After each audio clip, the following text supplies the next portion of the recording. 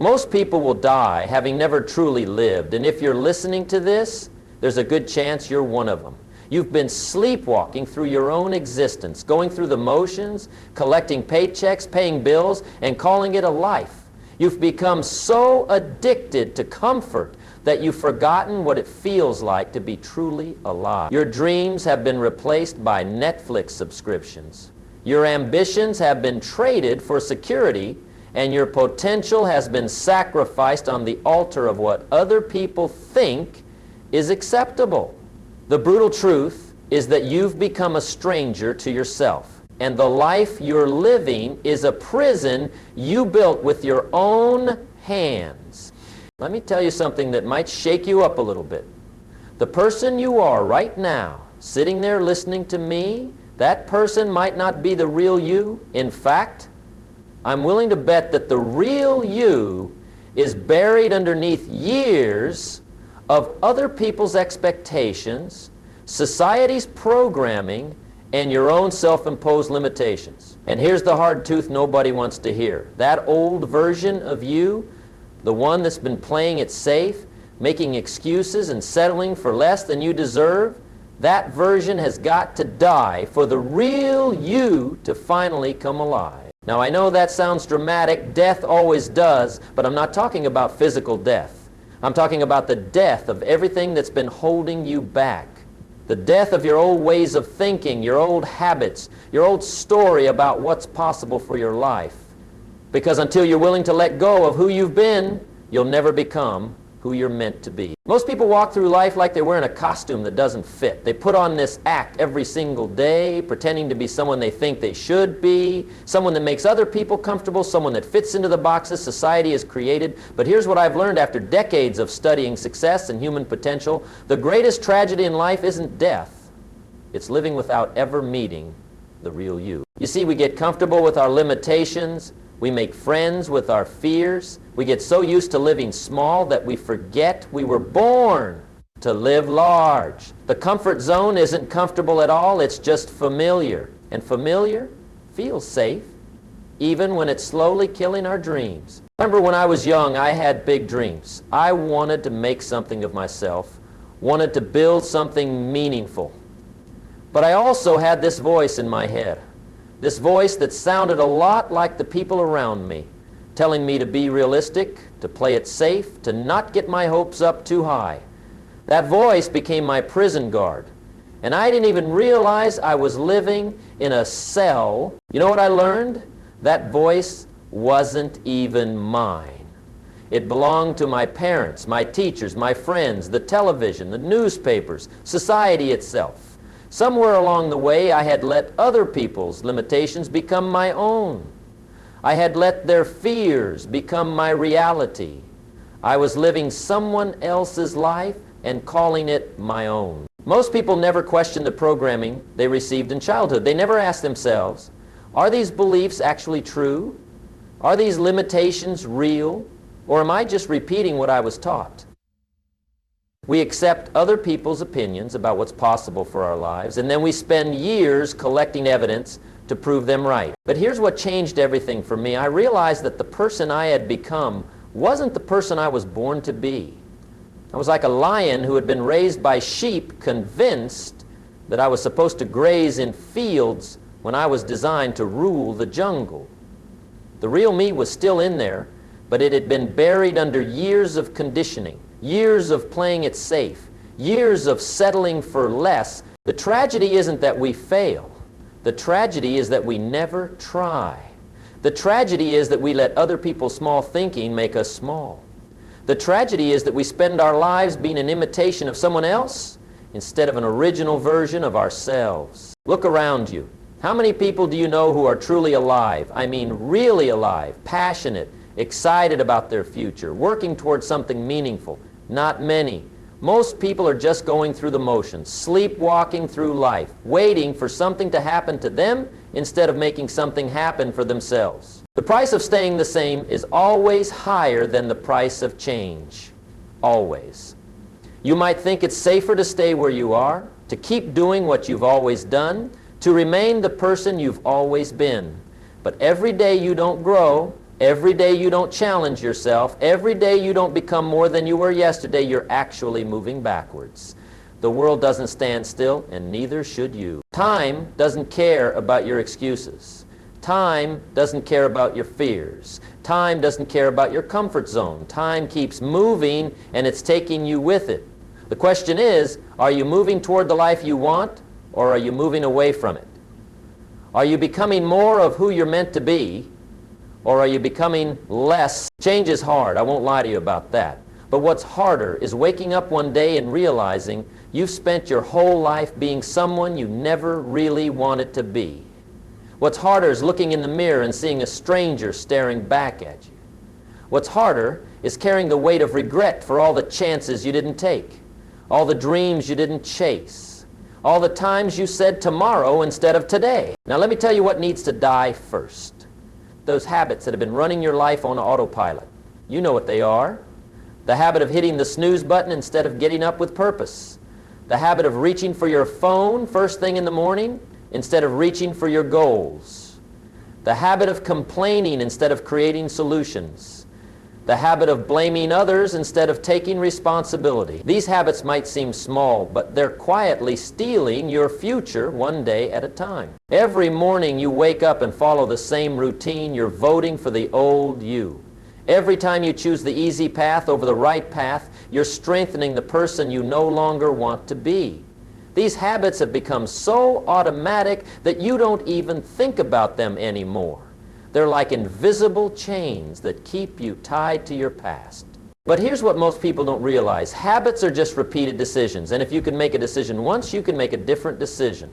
The power to change your habits is the power to change your life. It's not about willpower, it's about creating new patterns, new routines, new ways of thinking and acting. I want you to think about this. Every successful person you admire has different habits than you do. They wake up differently. They think differently. They spend their time differently. They respond to challenges differently. Their habits created their results, and your habits created yours. If you want different results, you need different habits.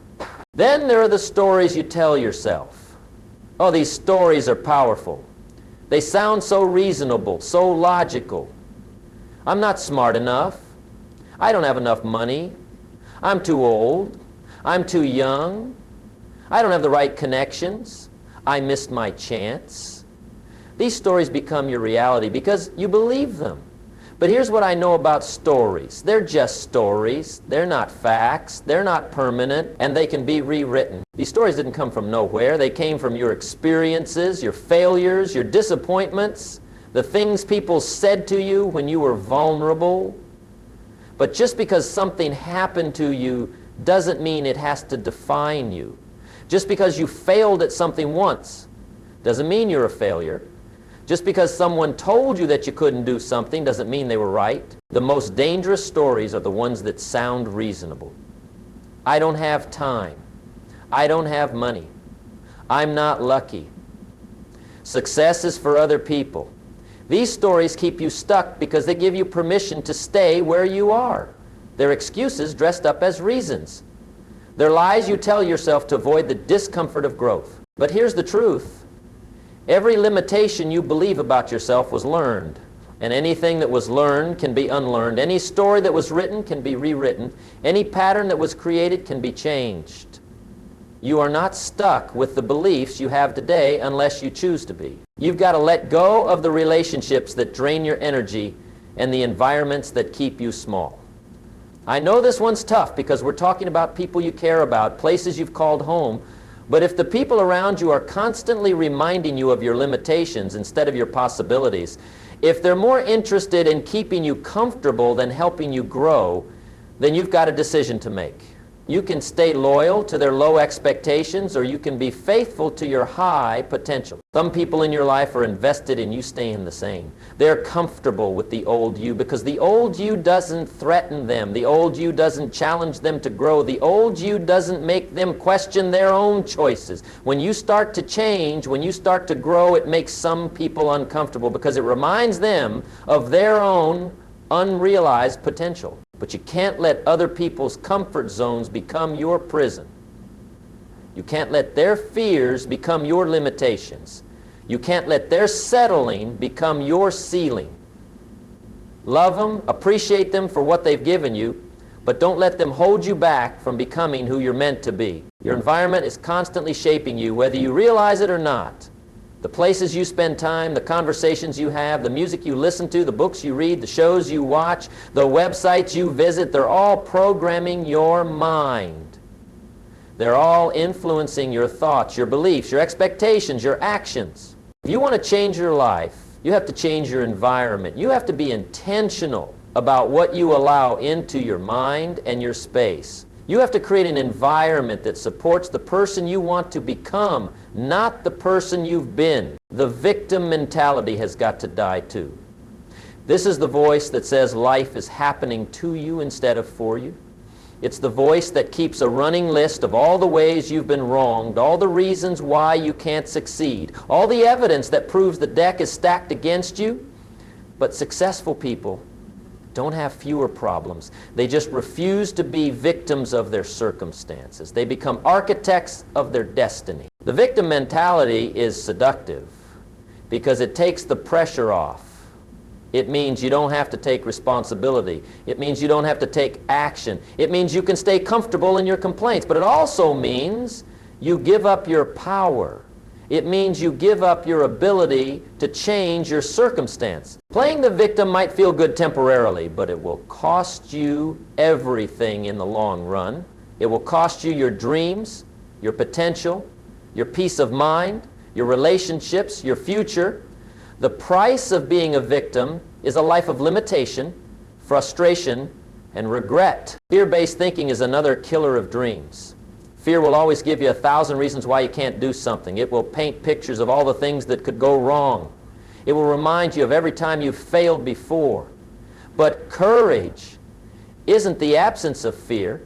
It's taking action in spite of fear. The real you, the authentic you, the powerful you is on the other side of your fear. Fear is not your friend even though it pretends to be. Fear says it's trying to protect you, but it's actually trying to control you. Fear says it's keeping you safe, but it's actually keeping you small. Fear says it's being realistic, but it's actually being limiting. The old you listened to fear and let it make your decisions. The new you acknowledges fear but doesn't let it run your life. Here's what most people don't understand about transformation. It happens gradually, then suddenly. You work on yourself day after day, sometimes feeling like nothing is changing, like you're still the same person with the same problems. Then one day you wake up and realize you're different. You think differently, you act differently, you attract different opportunities, different people, different results. But there's a period in between the old you and the new you that's uncomfortable. It's like being in between trapeze bars. You've let go of who you were, but you haven't quite grabbed hold of who you're becoming. This is where most people quit. This is where they go back to their old ways, because the unknown feels scarier than the known, even when the known isn't working. Let me tell you something about this transition period. It's supposed to be uncomfortable. You're supposed to feel a little lost, a little uncertain. That's not a sign that something's wrong. That's a sign that something's changing. Comfort is the enemy of progress. If you're comfortable, you're not growing. So how do you let go? How do you kill off the old version of yourself? You start by changing your daily routine. Small changes in your routine create big changes in your life. Get up 30 minutes earlier. Read instead of watching television. Take a walk instead of sitting on the couch. Replace one bad habit with one good habit. Do this consistently and you'll be amazed at how quickly your life starts to shift. First, you've got to get clear on who you want to become.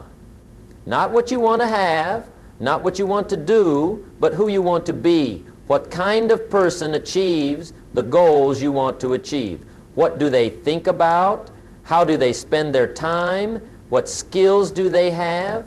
What values do they live by? You've got to become that person before you can have that life. This is where disciplines come in. Disciplines are the bridge between thought and accomplishment, between inspiration and achievement, between necessity and productivity.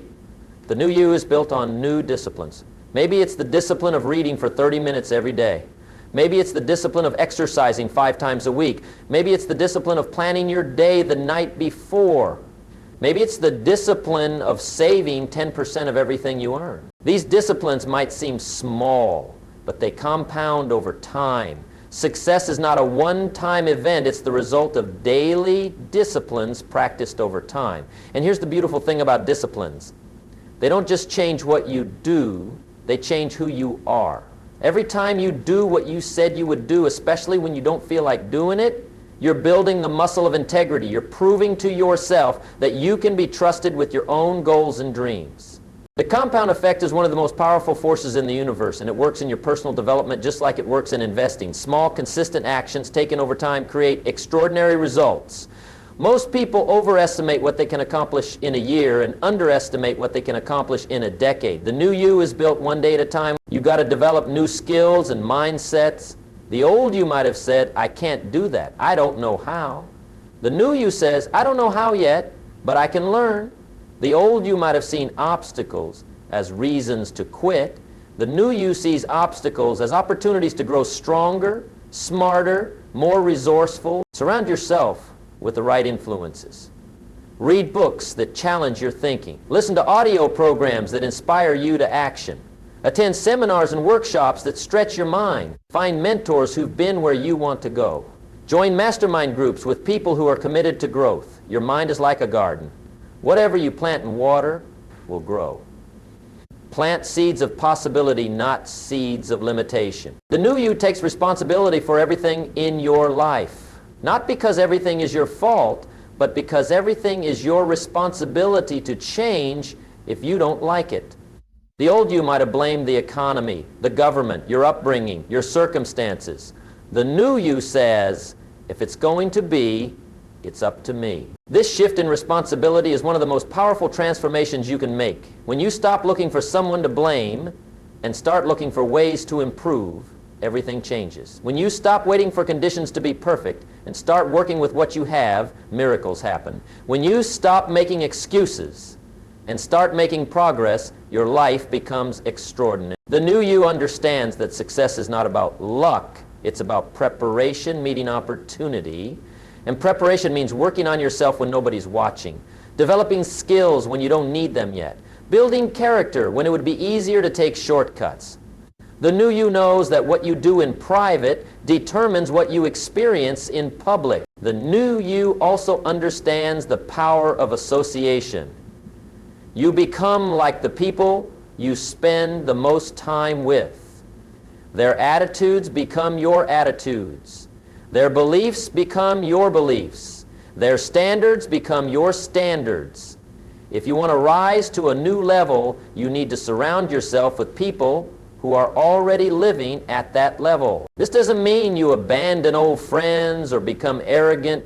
It means you're strategic about who you allow to influence your thinking. You seek out mentors who've achieved what you want to achieve. You join groups of people who are committed to growth.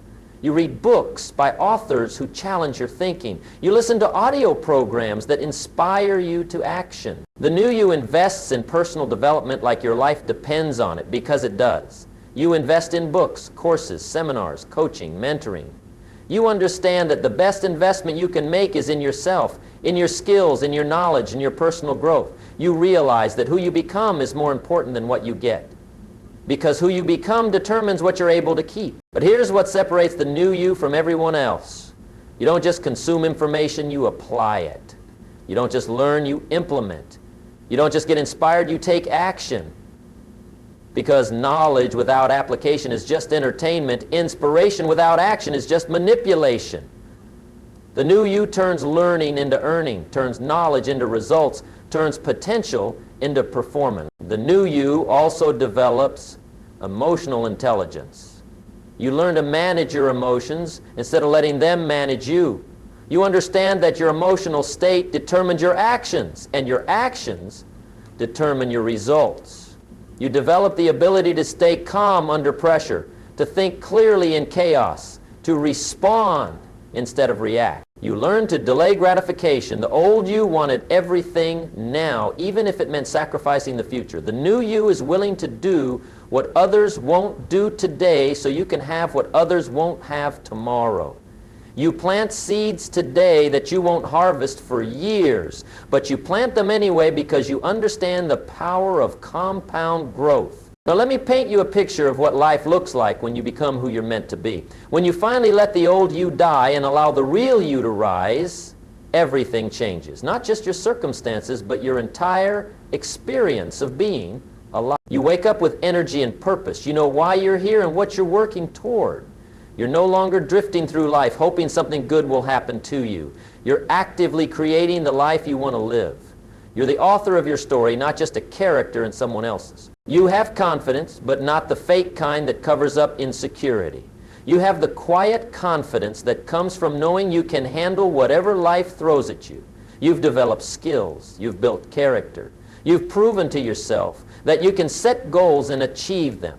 This confidence isn't based on comparison with others. It's based on your relationship with yourself. You attract different opportunities because you're a different person. The old you might have been invisible to certain possibilities. The new you is a magnet for the kind of life you want to live. Opportunities don't just happen to you.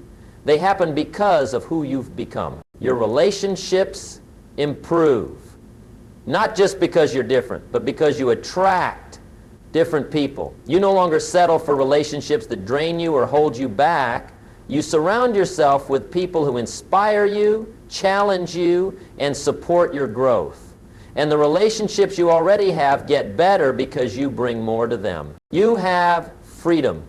Not just financial freedom, though that often comes with personal development. You have the freedom that comes from knowing you can create whatever life you want to create. You have the freedom that comes from not being controlled by your fears, your past, or other people's opinions. You have the freedom that comes from being authentically yourself. But here's something important to understand. When you transform yourself, you don't just change your own life. You become a beacon of possibility for everyone around you. Your family sees what's possible. Your friends see what's possible. Your coworkers, your neighbors, even strangers you meet see what's possible. You give them permission to dream bigger dreams and take bigger actions. This is both a privilege and a responsibility. When you step into your power, when you become who you're meant to be, you have an obligation to use that power wisely. You have an obligation to help others, to contribute, to make the world a little better than you found it. Success isn't just about what you accomplish. It's about who you become in the process of accomplishing it. And who you become affects everyone whose life you touch. Your transformation gives others permission to transform. Your courage gives others permission to be courageous. Your authenticity gives others permission to be authentic. But you've got to maintain momentum. Growth isn't a one-time event, it's a lifestyle. The person you become today is just the foundation for who you can become tomorrow. There's no finish line in personal development. There's always another level, another challenge, another opportunity to grow. The key is to stay hungry, stay curious, stay committed to becoming more than you are today. Don't get comfortable with your progress. Don't get satisfied with your achievements. Use them as stepping stones to even greater accomplishments. Success has a way of making people soft if they're not careful. When things start going well, when life gets comfortable, when the struggles of the past seem far away, there's a temptation to coast, to relax, to think you've arrived. But the moment you stop growing, you start dying. The moment you stop challenging yourself, life starts challenging you in ways you didn't choose. The new you understands that success is not a destination, it's a journey. It's not something you achieve once and then you're done. It's something you create every single day through your choices, your actions, your commitment to excellence. Every day you get to choose. Are you going to grow or are you going to coast? Are you going to push forward or are you going to slide backward? The new you also understands that with great power comes great responsibility. As you grow, as you achieve, as you become more influential, you have an obligation to use that influence wisely. You have an obligation to help others, to contribute, to make a difference. Success without significance is just sophisticated selfishness. You become a leader whether you want to or not. People watch what you do, how you handle pressure, how you treat others, how you respond to setbacks. Your life becomes a message, and you get to decide what that message is. Are you going to be an example of what's possible, or are you going to be a warning of what happens when potential is wasted? The old you might have been satisfied with small dreams, small actions, small results. The new you thinks bigger, acts bolder, expects more. The old you might have been afraid of failure. The new you is more afraid of not trying. The old you might have been worried about what people would think. The new you is more concerned with what you'll think of yourself if you don't pursue your potential. This transformation isn't easy and it's not quick. It requires patience, persistence, and an unwavering commitment to becoming better. There will be days when you want to quit, when the old patterns seem easier, when the voice of limitation seems louder than the voice of possibility. But those are the days that matter most.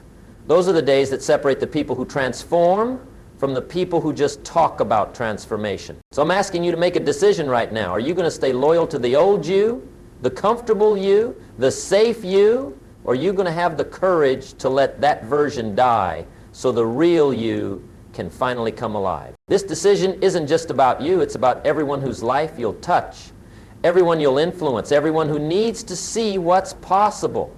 Your transformation gives others permission to transform. Your courage gives others permission to be courageous. Your authenticity gives others permission to be authentic. The choice is yours, but choose quickly. Because every day you wait is another day the real you stays buried. Every day you postpone your transformation is another day you rob yourself of the life you're meant to live. Every day you settle for less than your potential is another day you deny the world your unique gifts and talents. The old you has to die for the real one to rise. It's time to stop being who you were and start becoming who you're meant to be. Your best life is waiting for you, but it's waiting on the other side of your willingness to change. The question isn't whether you can do it. The question is whether you will. The time is now. The person is you. Let the old you die and watch the real you rise. Your transformation starts today with the very next choice you make. Make it count.